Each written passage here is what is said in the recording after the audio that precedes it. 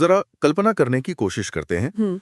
औपनिवेशिक भारत की एक 11 साल की बच्ची, हम्म वो विधवा हो चुकी है। मतलब अगर हम उस समय के हिसाब से देखें तो वो सीधा सीधा एक श्राप मानी जाती थी। बिल्कुल। हम्म परिवार पर एक बहुत बड़ा आर्थिक बोझ, हम्म और अगर सच कहें तो लोगों की नजरों में पूरी तरह से बेकार। हाँ, एक ऐसी जिंदगी जिसकी समाज में कोई अहमियत नहीं बची हो। सही कहा।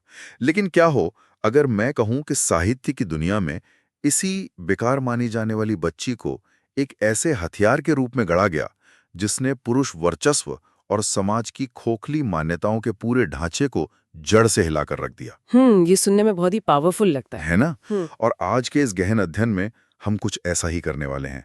हमारे पास जो स्रोतों का बंडल है वो बेहद दिलचस्प है। हाँ, मैंने देखा है। इसमें मुंशी प्रेमचंद की कालजयी कहानी सुभागी का मूल पाठ है, कुछ विस्तृत स्कूली नोट्स हैं। ये चित्रण पर आधारित एक बहुत ही गहराई से लिखा गया अकेडमिक शोध पत्र भी है।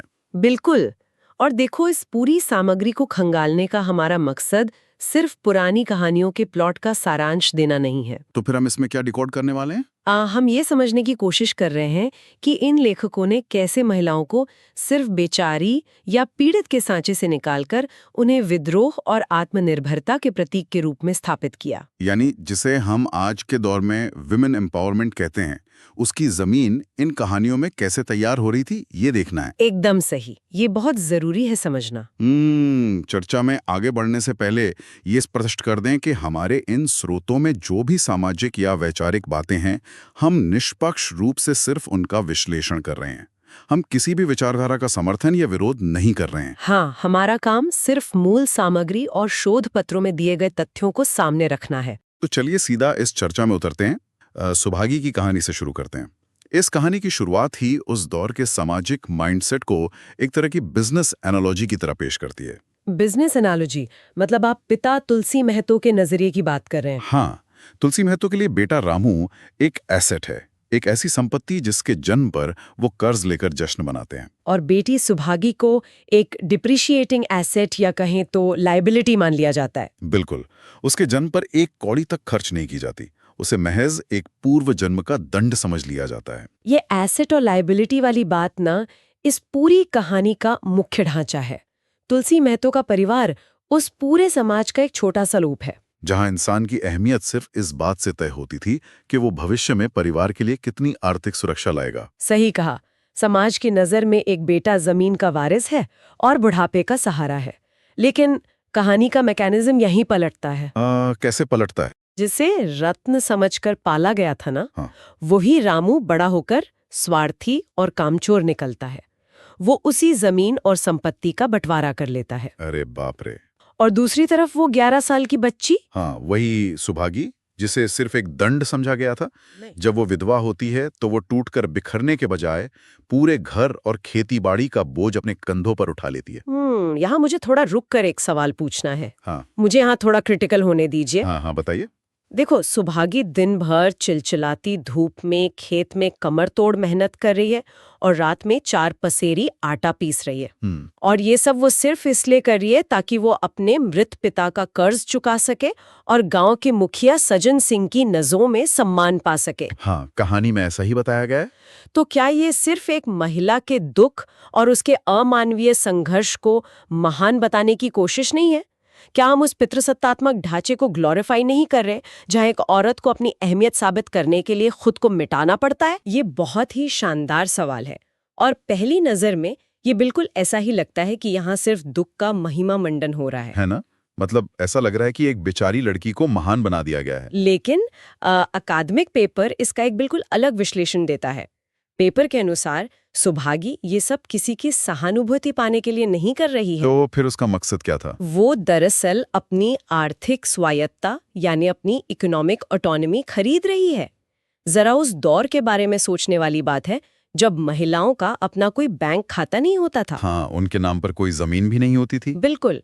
तब एक बाल विधवा अपने नाम पर गांव के मुखिया से 300 रुपए का कर्ज लेती है। वो किसी पुरुष रिश्तेदार के आगे हाथ नहीं फैलाती। ओह, ये तो सच में एक बहुत बड़ा पॉइंट है। वो सिर्फ कर्ज नहीं ले रही है, वो एक तरह से उस पूरे समाज से मोल भाव कर रही है जिसने उसे हाशिए पर डाल दिया था। एकदम सही पकड़ा आपने। और वो हर महीने 15 रुपए की किश्त खुद कमा कर चुकाती भी है। तो प्रेमचंद यहाँ ये दिखा रहे हैं कि जब एक महिला आर्थिक रूप से आत्मनिर्भर होती है तो समाज के सारे नियम बदलने लगते हैं। हाँ, सज्जन सिंह अंततः सुभागी के इसी स्वाभिमान और उसकी आर्थिक स्वतंत्रता से इतने प्रभावित होते हैं कि वे जात पात और पुरानी मान्यताओं को किनारे रख देते हैं। और फिर उसे अपनी बहू बनने का प्रस्ताव देते हैं। वे उसे साक्षात भगवती कहते हैं ना। बिल्कुल, सुभागी ने समाज में अपनी जगह किसी की दया से नहीं बल्कि अपनी मेहनत के दम पर हासिल की।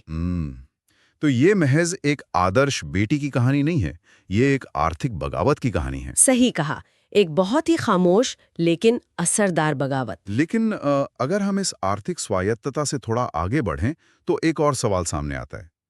जो रिसर्च पेपर्स हमारे पास हैं वे प्रेमचंद के साहित्य के एक बहुत बड़े कैनवस की बात करते हैं। हाँ, उनका विजन बहुत व्यापक था। तो अगर सुभागी मेहनत के जरिए अपना हक ले रही है तो क्या प्रेमचंद सिर्फ उन्हीं महिलाओं को सही मानते थे जो बिना थके मेहनत करती हैं और परिवार को जोड़े रखती हैं?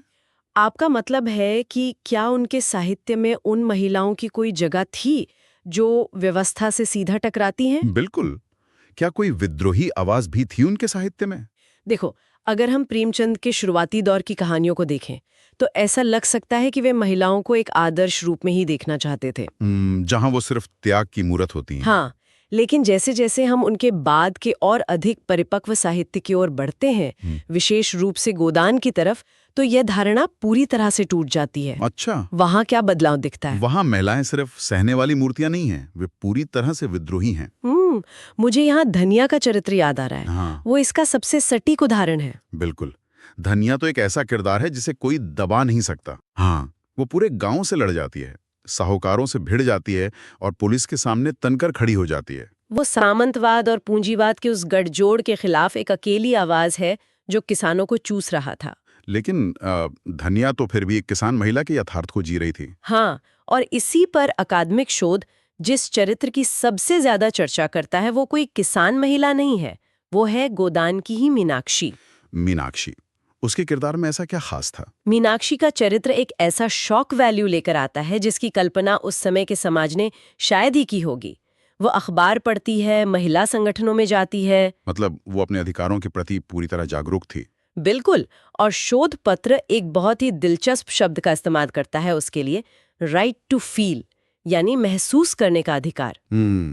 ये राइट टू फील वाला कॉन्सेप्ट थोड़ा भारी लग रहा है, जरा इसे थोड़ा और खोलते हैं। हाँ, इसे समझना जरूरी है क्योंकि आज के समय में ये बहुत आम बात लगती है कि एक रिश्ते में इंसान को भावनात्मक जुड़ाव चाहिए, लेकिन उस समय की कहानियों में इसका क्या महत्व था? देखो, 20वीं सदी की शुरुआत में विवाह मुख्य रूप से एक आर्थिक और सामाजिक समझौता हुआ करता था। हाँ, प्यार या भावनाओं की जगह बहुत कम होती थी। महिलाओं को एक इकाई के रूप में देखा जाता था जिसका काम घर संभालना और बच्चे पैदा करना था। उनसे ये उम्मीद नहीं की जाती थी कि वे अपने पति से भावनात्मक लगाव या सम्मान की मांग करें। तो मीनाक्षी ने इस व्यवस्था को कैसे चुनौती दी? मीनाक्षी इस पूरी व्यवस्था को नकार देती है।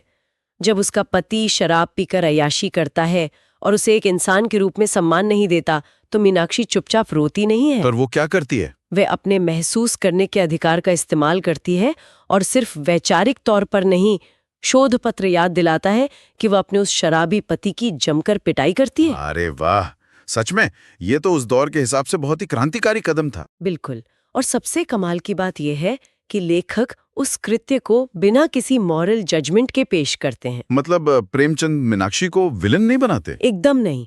ये दिखाता है कि प्रेमचंद समझ रहे थे कि जब तक महिलाएं अपने सम्मान के लिए खुद खड़ी नहीं होंगी, तब तक कोई भी समाज उन्हें उनका हक नहीं देगा। ये बहुत ही गहरी बात है। लेकिन हमारे स्रोतों में मालती के चरित्र का भी जिक्र है। मालती का किरदार क्या कहता है? मालती का चरित्र दरअसल पश्चिमी आधुनिकता और भारतीय वास्तविकता के बीच के एक बहुत ही बारीक अंतर को समझाता है। वो कैसे? मालती प्रेमचंद की सबसे बड़ी वैचारिक प्रयोगशाला है। वो इंग्लैंड से पढ़कर आई है, डॉक्टर है, पुरुषों के साथ कंधे से कंधा मिलाकर चलती है। तो शुरू में वो पूरी तरह से एक पश्चिमी सांचे में ढली हुई आधुनिक महिला लगती है। हाँ, लेकिन धीरे धीरे कहानी में उसका विकास होता है। वो समझ जाती है कि सिर्फ क्लब जाने या सिगार पीने से असली आज़ादी नहीं मिलती। तो फिर उसे असली आज़ादी किसमें मिलती है? वो अपना जीवन गांव के करीब लोगों की इलाज में लगा देती है। वो गांधीवादी विचारधारा से प्रभावित होकर खुद को जमीनी हकीकत से जोड़ती है। यानी प्रेमचंद ये स्थापित कर रहे थे कि महिलाओं की स्वतंत्रता का मतलब पश्चिमी सभ्यता की अंधी नकल करना नहीं है। बिल्कुल। स्वतंत्रता का मतलब है अपने फैसले खुद लेने की ताकत होना और उस ताकत का इस्तेमाल समाज की बेहतरी के लिए करना। बहुत खूब। लेकिन चलिए अब जरा इस नजरिए को उत्तर भारत के गांव से बाहर ले जाकर देखते हैं। हाँ, क्योंकि ये जो शोध पत्र हमारे सामने हैं वे इस चर्चा को सिर्फ प्रेमचंद तक सीमित नहीं रखते। सही कहा। वे हमें सीधा श्रीलंका ले जाते हैं, लेखक मार्टिन विक्रम सिंह के पास। ये इस अकादमिक पेपर का सबसे मास्टर स्ट्रोक हिस्सा है। प्रेमचंद और मार्टिन विक्रम सिंह दोनों लगभग एक ही दौर में लिख रहे थे। और भारत और श्रीलंका दोनों ही देश औपनिवेशिक शासन से गुजर रहे थे। हाँ, और दोनों ही समाजों की जड़ें गहरे कृषि आधारित और पितृसत्तात्मक ढांचे में फंसी थीं। तो विक्रम सिंह का साहित्य क्या साबित करता है? वो ये साबित करता है कि महिलाओं के खिलाफ होने वाला ये उत्पीड़न किसी एक क्षेत्र की समस्या नहीं थी, ये पूरी तरह से एक सिस्टम की समस्या थी। ये देखना सच में रोंगटे खड़े कर देता है कि कैसे समाज की ये बेड़ियां हर जगह एक ही तरह से काम करती हैं। बिल्कुल। अगर हम उस समय के सबसे बड़े श्राप यानी वैधव्य या विधवा होने की बात करें। हाँ, प्रेमचंद की कहानी धिक्कार की मानी को ही देख लीजिए। पति की मौत हो जाती है और समाज तुरंत उसे एक मनहूस का टैग दे देता है। उसे ये एहसास कराया जाता है कि उसका जिंदा रहना ही एक अपराध है। और अंततः उसे आत्महत्या करनी पड़ती है। ये बहुत ही दिल दहला देने वाला है। और ठीक यही पैटर्न, यही आर्थिक और सामाजिक ढांचा हमें श्रीलंका में विक्रम सिंह की कहानी मुगल गदर में दिखता है। अच्छा, वहां की कहानी में क्या होता है? वहां लामाहामी नाम की एक विधवा है। वो आत्महत्या तो नहीं करती, लेकिन उसका जीवन किसी मौत से कम नहीं है। मतलब वो बहुत संघर्ष करती है। हाँ, वो जीवन भर भूखी प्यासी रहती है, हाड़ तोड़ मेहनत करती है।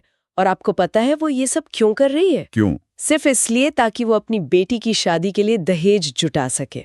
ओह, ये तो कितनी खौफनाक विडंबना है। एक महिला जो खुद उस पितृसत्तात्मक व्यवस्था की शिकार है, वो उसी व्यवस्था को बनाए रखने के लिए अपनी बेटी का दहेज इकट्ठा कर रही है। हाँ, वो अपना जीवन खत्म कर रही है ताकि समाज के नियम बने रहें। वो उस चक्रव्यूह से बाहर नहीं निकल पा रही है। क्योंकि समाज ने उन्हें बाहर निकलने का कोई रास्ता ही नहीं दिया था। और संपत्ति के अधिकारों की बात करें तो स्थिति और भी भयानक थी। बिल्कुल। प्रेमचंद की कहानी बेटों वाली विधवा की फूलमती का उदाहरण ही ले लीजिए। जब तक पति जिंदा था वो पूरे घर की मालकिन थी। घर के हर फैसले में उसकी चलती थी। लेकिन जैसे ही पति की आंखें बंद होती हैं, उसका वो सारा रसूख हवा हो जाता है। ऐसा क्यों? बेटों ने क्या किया? क्योंकि संपत्ति कानूनी तौर पर उसकी थी ही नहीं। उसके अपने ही बेटे उस कानून और समाज के उस नियम का फायदा उठाते हैं और अपनी ही माँ को संपत्ति से बेदखल कर देते हैं। अरे बाप रे! फूलमती को उसी घर में एक छोटी सी कोठरी दे दी जाती है, जहां वो एक नौकरानी की तरह रहने को मजबूर हो जाती है।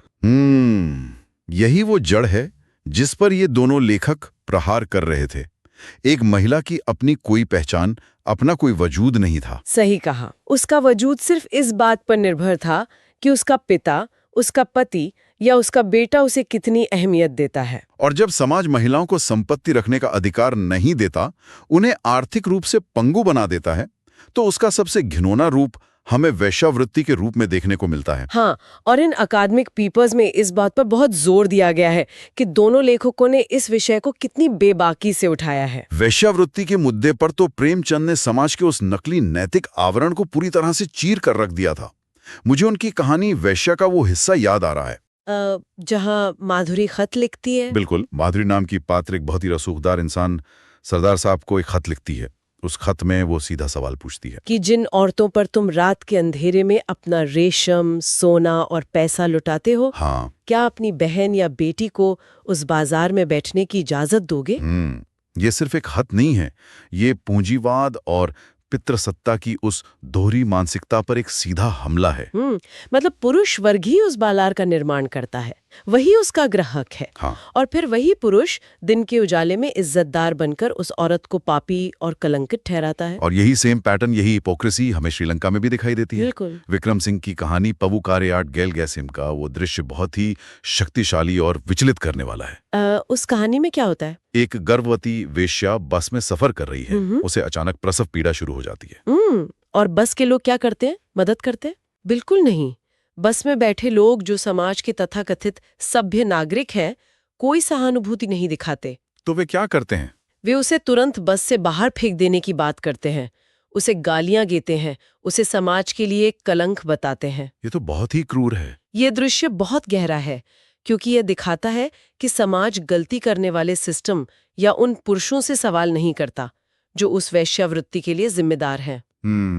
बल्कि वो उस महिला को सजा देता है जो खुद उस व्यवस्था की शिकार है। बिल्कुल सही। अगर हम इन सभी कहानियों और इन विस्तृत शोध पत्रों को एक धागे में पिरोने की कोशिश करें तो आज के इस गहन अध्ययन से एक बहुत ही स्पष्ट तस्वीर उभर कर आती है। हाँ, बहुत सी बातें साफ हो जाती हैं। 11 साल की सुभागी का अपनी आर्थिक आजादी के लिए वो अथक संघर्ष हो, गोदान की मीनाक्षी का अपने महसूस करने के अधिकार के लिए अपने पति को पीटना हो, या धिक्कार की मानी का दर्द हो, या श्रीलंका की लमा हामी का वो अंतहीन संघर्ष हो। ये सभी स्रोत चीख चीख कर एक ही बात कहते हैं। और वो बात ये है कि महिला सशक्तिकरण, उनके अधिकारों की बात या पितृसत्ता के खिलाफ विद्रोह ये कोई नया चलन नहीं है। ये कोई पश्चिमी दुनिया से आयात किया गया कॉन्सेप्ट नहीं है।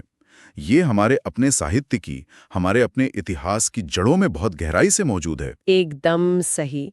प्रेमचंद और विक्रम सिंह ने महिलाओं की इस दुर्दशा के लिए कभी भी उनके भाग्य या उनकी किस्मत को दोष नहीं दिया। उन्होंने सीधे तौर पर उस खोखले समाज, उसके सड़े गले नियमों और आर्थिक ढांचे पर उंगली उठाई जिसने इन महिलाओं को हाशिए पर धकेला। और यही बात इस पूरे विषय को आज भी इतना प्रासंगिक बनाती है। जरा आज के परिदृश्य को ही देख लीजिए। हाँ, आज एक आधुनिक कॉरपोरेट दुनिया में काम करने वाली महिला को ही ले लीजिए। उसके करियर, उसकी आर्थिक आजादी और उसके तथाकथित पारिवारिक कर्तव्यों के बीच आज भी एक लगातार द्वंद्व चलता रहता है। बिल्कुल, आज भी समाज अक्सर एक महिला से यही उम्मीद करता है कि जब बात परिवार की आए तो वो अपने सपनों का, अपनी महत्वाकांक्षाओं का त्याग कर दे। ये इन्हीं पुरानी कहानियों का एक मॉडर्न वर्जन ही तो है ना? हाँ, आज भले ही महिलाओं के पास बैंक अकाउंट्स हैं, कानूनी अधिकार हैं, लेकिन जो मानसिक ढांचा है कि त्याग करना ही एक अच्छी औरत की निशानी है, वो आज भी बहुत हद तक वैसा ही है। और इसी बात से जुड़ा एक विचार मेरे मन में आ रहा है, जिसके साथ मैं आज की इस चर्चा को विराम देना चाहूंगी। हाँ, बताइए। आज हमने सुभागी के उस निस्वार्थ त्याग को डिकोड किया, लेकिन ये जरा सोचने वाली बात है, अगर वही सुभागी आज के इस आधुनिक युग में होती, एक ऐसी दुनिया में जहां सफलता का पैमाना आपका पद, आपका पैसा और आपकी व्यक्तिगत स्वतंत्रता है, तो क्या समाज आज भी उसके उस निस्वार्थ त्याग और परिवार के लिए खुद को पूरी तरह से मिटा देने को एक महान गुण मानता? ये एक बहुत बड़ा सवाल है। या फिर समाज उसे एक ऐसे सिस्टम का शिकार मानता जो हमेशा और हमेशा सिर्फ महिलाओं से ही अपना सब कुछ दांव पर लगा देने की उम्मीद करता है। क्या असली आजादी अपनों के लिए त्याग करने में है, या फिर अपने अधिकारों के लिए दुनिया के सामने सीना तानकर खड़े होने में? ये एक ऐसा सवाल है जो इन कहानियों को 100 साल बाद भी हमारी आज की सच्चाई से बहुत मजबूती से जोड़े रखता है। बिल्कुल, ये एक ऐसा सवाल है जिस पर गहराई से सोचा जा सकता है। आज के लिए बस इतना ही।